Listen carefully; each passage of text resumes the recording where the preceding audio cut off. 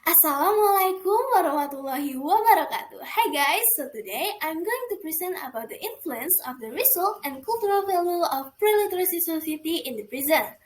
Before that, let me introduce myself first. My name is Siti Syafiyyah Salsabila and you can call me Via. I'm from 10 Science 2 and I made this video for end of semester assessment text for history subject and English subject.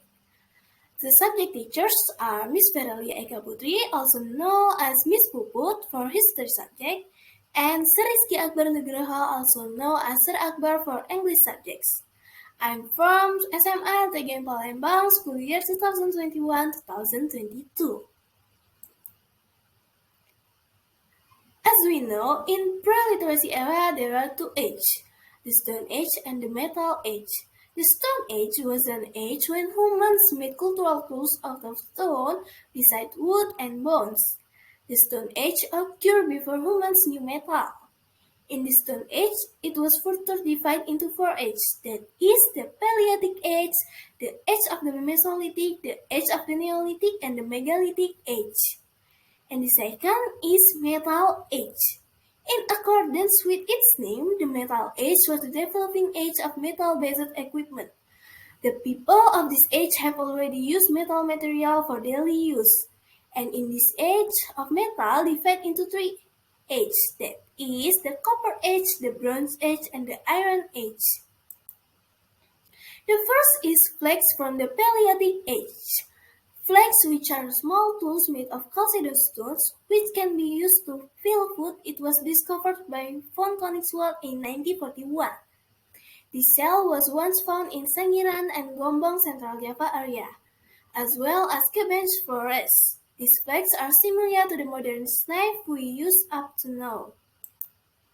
Next, there is the Mesolithic Age. In this Mesolithic age, there is a relic called pipisan.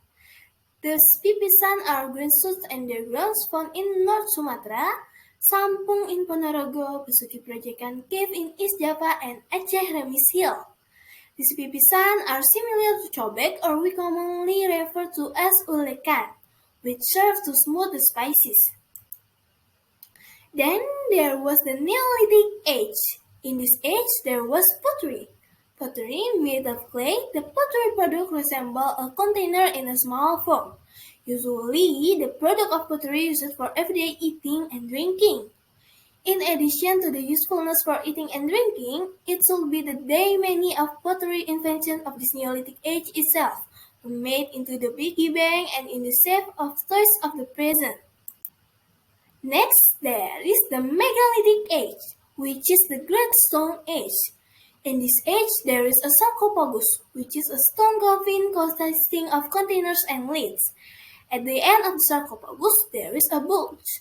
Sarcophagus is widely found in the Bali area.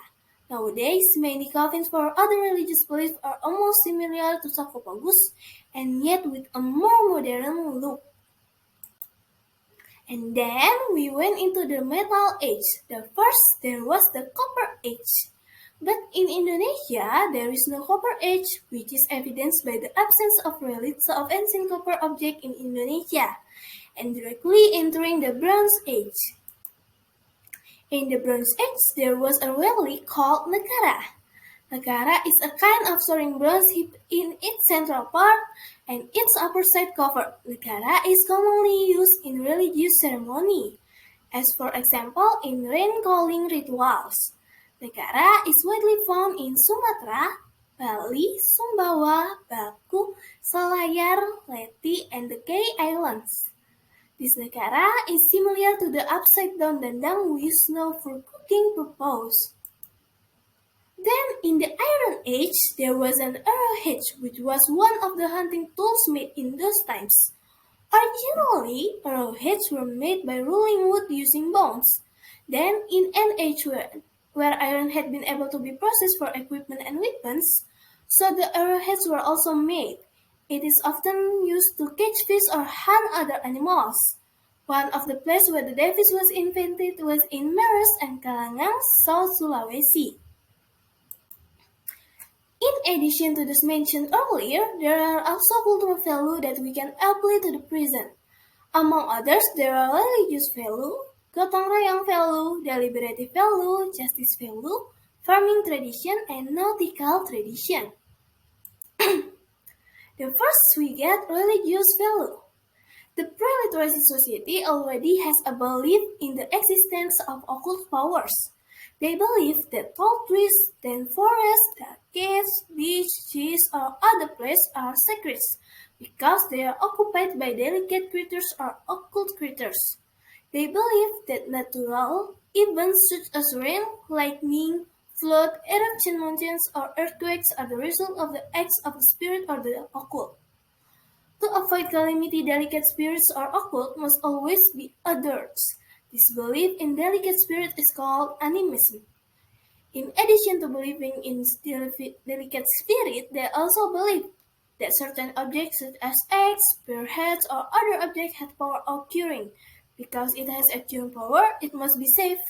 The belief that objects have occult power is called dynamism.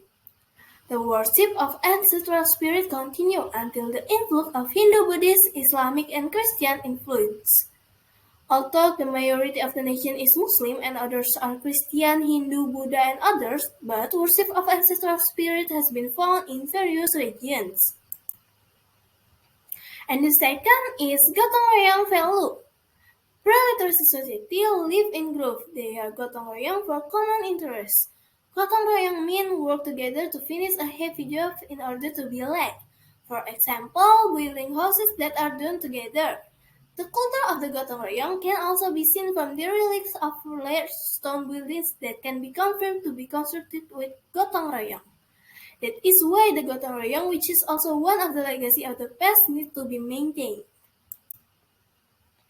And then is deliberative value. In a group life, the Society of Pre-Literacy Society has developed the value of deliberation. This can be demonstrated by the selection of the most senior or elders, leaders, who govern the community and make decisions on the various issues faced together. And until now, in Indonesia, we are still applying this. Then there is the justice value. The value of fairness has already been applied in pre-literacy society, which is in the person of division of duties according to their abilities and expertise. Duty between men is different from that of women. This reflects a fair attitude because each person will acquire right and obligation according to his or her ability. Then there is farming tradition. The way that pre-literacy society does to meet the needs of life is to grow crops. This is evidenced by the discovery of typical agricultural tools that are squared, eggs, and other tools. And the last is nautical tradition. The pre-literacy society has analyzed the science of astronomy. This science was very helpful at the time they sailed from island to island by wearing very simple boots. Kadik boots were the most commonly known form of the time. Kadik boot is a boat whose left right is attached with tools of bamboo and wood so that it does not get too slippery. Kadik boats play an important role in the life of the pre-literacy era. In addition to the being traffic of rivers and seas, they also play a role as a tool for cultural dissemination. That's all from me. Thank you. Please forgive me for any misword or mispronunciation. See you later. Wassalamualaikum warahmatullahi wabarakatuh.